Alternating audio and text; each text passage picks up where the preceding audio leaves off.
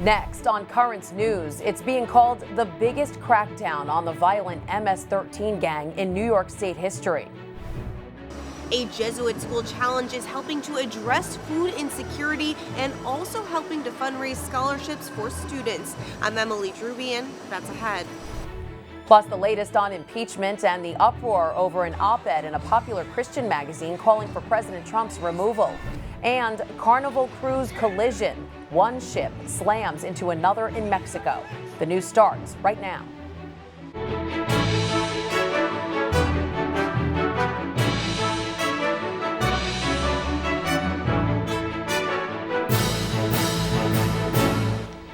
Good evening, I'm Christine Persichetti. In the season of giving and just days from Christmas, a Catholic schools competition to feed the hungry is also providing a big payoff in scholarships.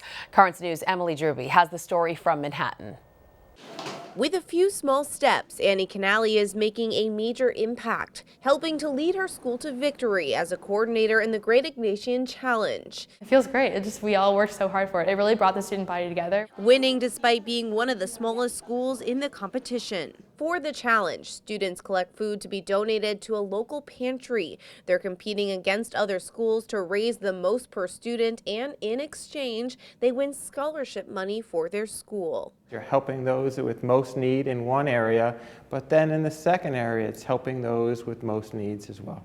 Just this year, the challenge collected over 135,000 pounds of food and over $350,000 in scholarships. As the winning school, Loyola, received over $100,000. Jim Rowan is the main donor, giving $250,000 to the program this year, a product of Jesuit schools himself. The challenge, named after St. Ignatius of Loyola, who founded the Jesuits. It's because that is what he has instructed, his disciples, if you will, his followers to do, is don't look inward, look outward, support the community. It takes place among 7 Jesuit schools in New York, Connecticut, New Jersey, and Pennsylvania.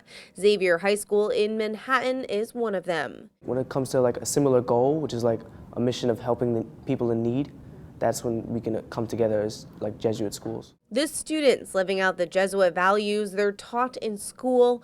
We live in one of the greatest cities in the world, but there's so many people that need help, and knowing that I'm helping out those people feels great. Rowan hopes to continue to grow the program by adding schools. In Manhattan, Emily Druby, Currents News. Meantime, Santa's Workshop opened early in the Brooklyn Diocese this year. Oh yes, Daniela will fix that.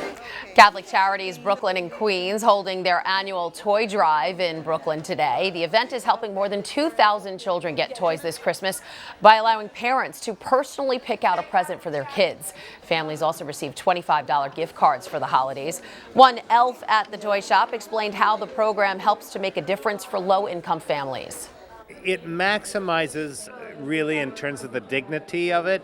A parent to be able to get the gift that they think they want for their child. It's a blessing. They help us out every year, and each year we get different toys that the kids like.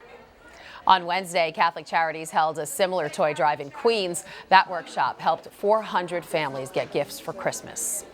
In Paris, for the first time in over 2 centuries, there will be no midnight mass at Notre Dame this Christmas as work slowly progresses to rebuild the cathedral after a massive fire tore through there earlier this year. The church will celebrate its famed Christmas mass in a temporary home a mile away. The 855-year-old landmark has celebrated Christ's birth since the French Revolution and had been a beacon of hope through the bloodshed of 2 world wars.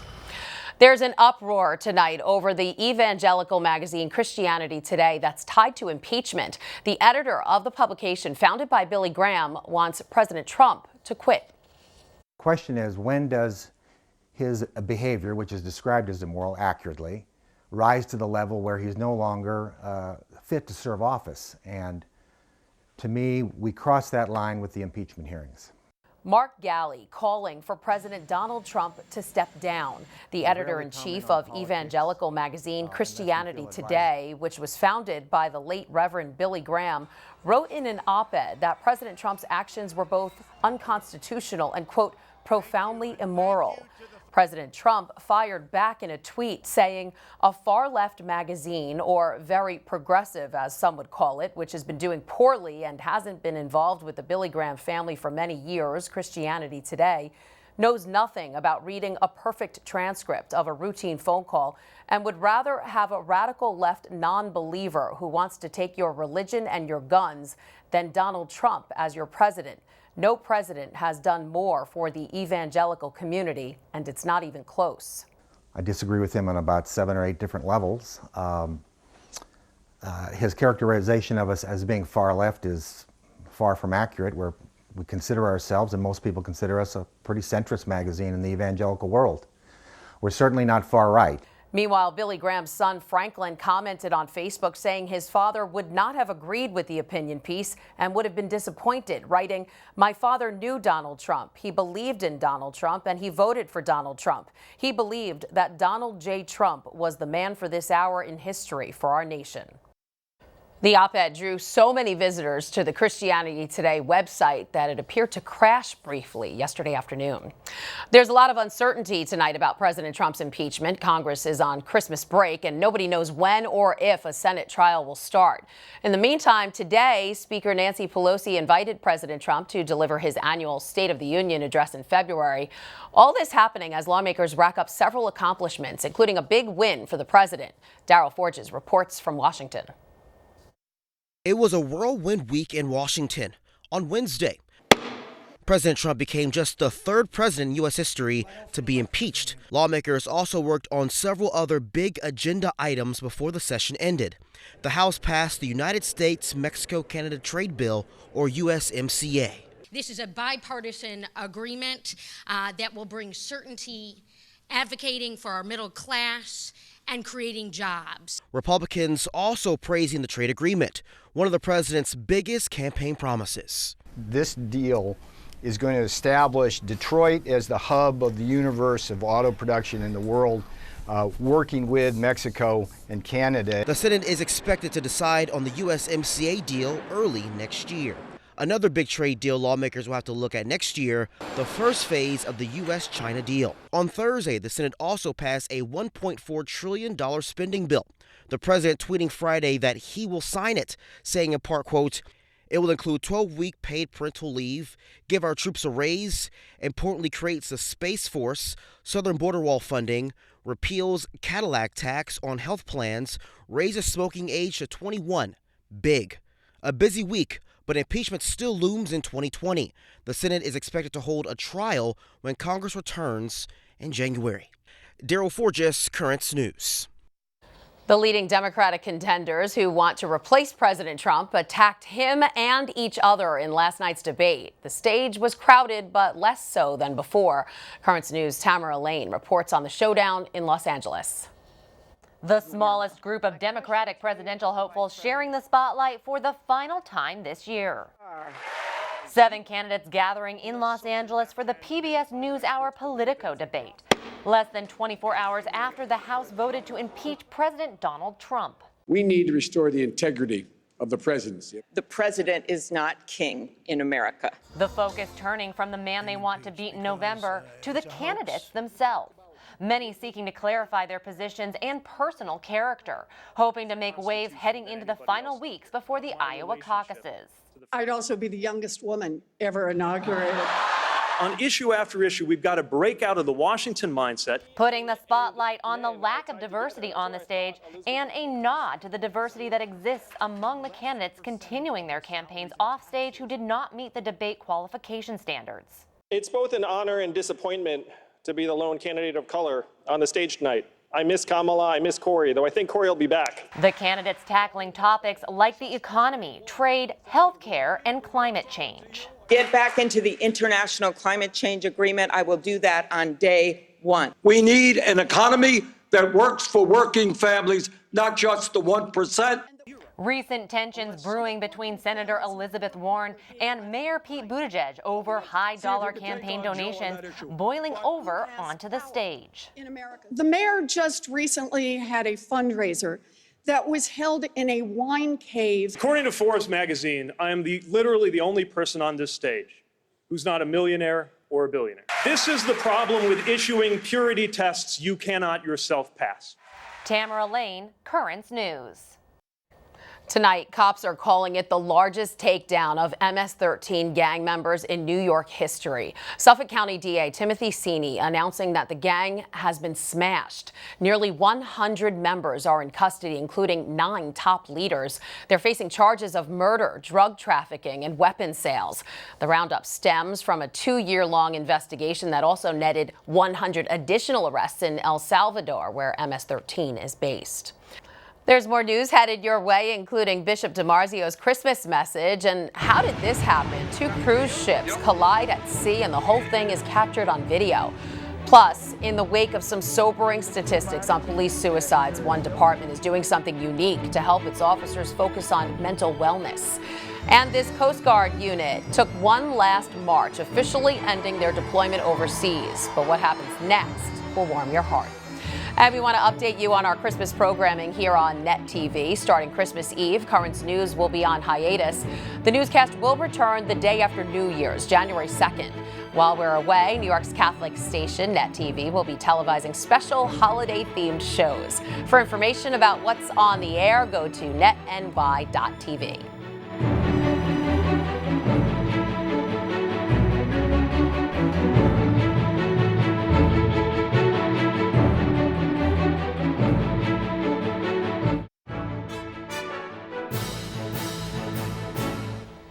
Christmas is days away. The shepherd of Brooklyn, Bishop Nicholas DiMarzio, is sitting down with Ed Wilkinson to talk about the reason for the season and his holiday plans. Ed.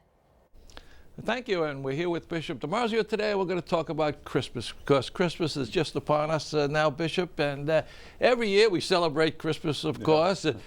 But what, it's the historical commemoration of Jesus' birth, but what should it mean to us? It's more than just a birthday party every year, right? Obviously, it's not just a commemoration of a historical fact. It reminds us that the incarnation took place, that God became man, and that God is still with us in Christ and through the Holy Spirit who remains in the world, the Spirit of Jesus. So it kind of revives our understanding that we're not abandoned, that God is with us, that we have been saved. Mm-hmm. And of course, the story is an interesting story, and people debate some of the details.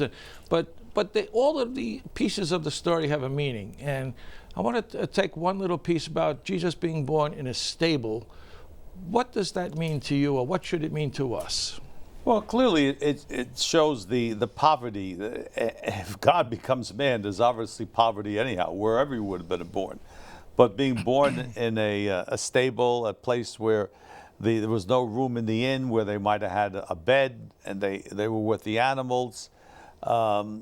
So it really shows that the unique poverty that God took upon himself in order to have Jesus as the Savior. Yeah, and then of course the stories talk about shepherds coming, and they talk about the Magi from the east as 2 distinct groups of people. Why is that distinction, the separation, and who do those people represent? Well, shepherds, again, are the common ordinary people, people who were in the fields, not probably the most educated people that Israel had at that time. So they were the first to see. And then the Magi came. These were people from the east, people who were astronomers, had looked at the stars, and had obviously more education, and had riches too when they brought that. So the universality of salvation basically is what this Christmas scene tells us. Christ came for everybody. Yeah. The Holy Father this year made it a point that we should make creches more visible in the community. Do you see that happening? I know we have great displays at a lot of our churches, right, and indoors, outdoor creches. Is that a great source of evangelization? Sure it is. Again, this year, we have it at Grand Army Plaza, thanks to DeSales Media. And if you go through Diker Heights, you see major nativity scenes, and many of our churches have beautiful scenes. Again, it reminds us that as the Holy Father, in a beautiful, long letter, talked about the reality of the Incarnation and how St. Francis of Assisi was the first to portray it. And then again in the 12th century, reminding us that we have to remember the facts. We just can't somehow be philosophical about it, but we have to look at the facts and see how it happened. This is what moves our hearts and eventually our minds to understand better what the incarnation is about. And the whole idea of gift giving at Christmas time, does that come down from like the fact that God gave us a gift in Jesus? And obviously that is the real reason why we do that. You know, we've got the greatest gift ever. God becomes man to save us, and we show our appreciation for that by giving gifts to those whom we love, those around us. So that's all. I think it's really part of it. And yourself, how will you celebrate Christmas this year? Well, I'll be going to one of my nephew's house, and there we'll have Christmas. All the people kind of gathered together. And I'll have to travel a little bit to the other side of the family. Can't get everybody together, but it's a great day. I enjoy it. And you're going to say 2 masses in the diocese here? Right. I'll have the midnight mass at the Co-Cathedral St. Joseph's, and the next day at St. James, the regular mass, I think 11 o'clock, 11:15. You told us at Thanksgiving time that there's a pageant at your niece's. Oh, yeah, Are we going to have another Christmas pageant there? I don't know. They usually Thanksgiving pageant. I think they did dress the baby up as the turkey, but this maybe the baby will be the infant Jesus. We'll see what happens. Well, Bishop, you have a very Merry Christmas and have a good week, and we're going to throw it back to the news desk as we wish everybody out there a Merry Christmas. And a Merry Christmas to you too. Thank you, Ed and Bishop DiMarzio. Pope Francis welcomed UN Secretary Antonio Guterres to the Vatican this morning. Un piacere enorme, un onore enorme. The world leaders talked about the environmental crisis, the protection of refugees, and other issues. Guterres praised the Holy Father for his leadership in addressing the globe's big problems. This was a hard year for the NYPD. 10 officers took their own lives in 2019, double the typical number of suicides. The tragic deaths are shining a spotlight on a nationwide crisis. In 2017, more officers across the country took their own lives than those who died in the line of duty. Since 2010, 49 New York cops committed suicide, and the police suicide rate in the city is more than double the general population. The NYPD is offering confidential counseling and other mental health services to cops. At the same time, in Baltimore, mental health programs are already making a difference. Whitney Wild reports. Sliding into a cruiser, Baltimore Police Sergeant Richard Watts starts a new road. Showing up now for work every day is a daily reminder of how fortunate I really was. It's his second day back after a 5-month break taken in part to recover from alcoholism. I've been subjected to horrifying situations. I didn't deal with it. In 2018, stress from the job collided with heartbreak at home. Illness forced his wife onto life support. Then, in October of that year, Sergeant Watts drove drunk and was arrested. And at that point in my life, everything was broken. Sergeant Watts turned to Vernon Herron. Just a reminder to you that there is help if you need it. Director Herron runs the BPD Officer Safety and Wellness Section, a program to identify and help officers who may be struggling. How you doing? The focus is simple: early intervention and overall health and wellness. Imagine these officers who were alcoholics, or these officers who are involved in traumatic events, and they never got the help, and they're out there protecting the public. What could happen to them? The possible outcome is chilling. More than 200 current or former police officers took their own lives in 2019. That's according to Blue Help, a nonprofit group that tracks officer suicides. The reality is it could be anyone. That's the truth.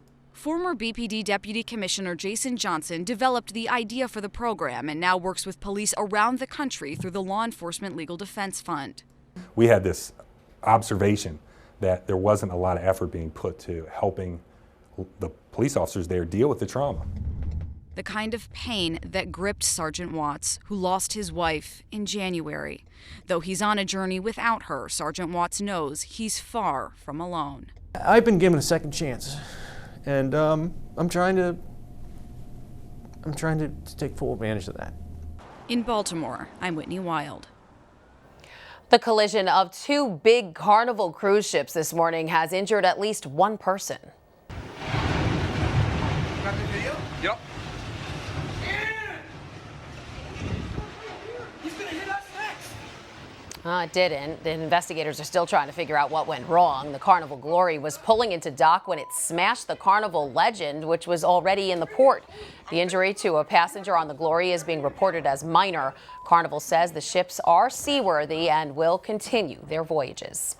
Still to come on Currents News, hugs and happy tears greet a Coast Guard unit returning home just in time for Christmas after months away overseas. And Santa will soon be here, but there's still time if you want to make it a bright Christmas for families in need. We'll show you how.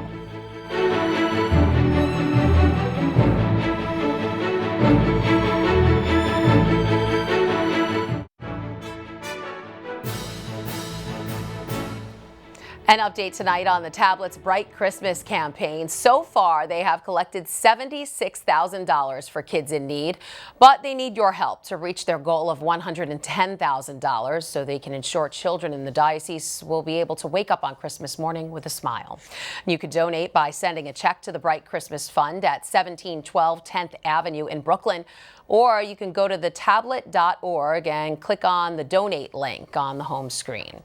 Mark your calendars because tomorrow the Miracle of Christmas is going to be performed, telling the story of Christ's birth in a new way. You can see it at the Queen's Theater in Corona. Shows are at 4 p.m. and 7 p.m. For more information and to reserve tickets, call 347-305-5398.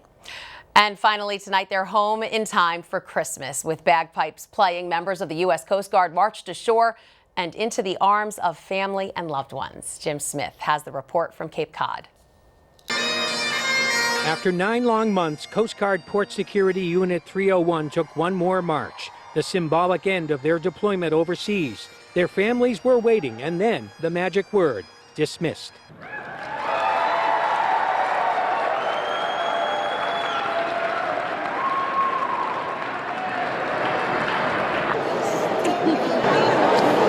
It feels good. It's been a long 9 months, and it's just good to come back and have somebody waiting for me. And what timing too, right? Right before the holiday? It doesn't really get much sweeter than that. I was waterworks well before I thought I would be. It was when I finally locked eyes on him. That was good. It was also a huge night for moms and dads who welcomed loved ones home with tears in their eyes. Almost 2 years ago, he almost died on a snowmobile. I never thought I'd see this day. And I'm so proud of his service. A very long 9 months? Yeah, but I've been proud of him every day. How's it feeling to be home? Awesome. Awesome. A little cold. Good timing? Good timing. Perfect. The unit provided anti-terrorist force protection and coastal defense for missions all over. Now they're back in loving arms. It's unlike any feeling we've felt since we left. Having my kids here and my mom and dad, it's really great. Jim Smith filing that report on cherished Christmas gifts that even Santa Claus can't deliver. A reminder that Currents News is going on hiatus from Christmas Eve until January 2nd. Net TV is planning great holiday-themed shows during that time. Check out the schedule at netny.tv. And that is Currents News. I'm Christine Persichetti. Thank you for joining us because we are putting your faith in the news. Hope to see you again next time.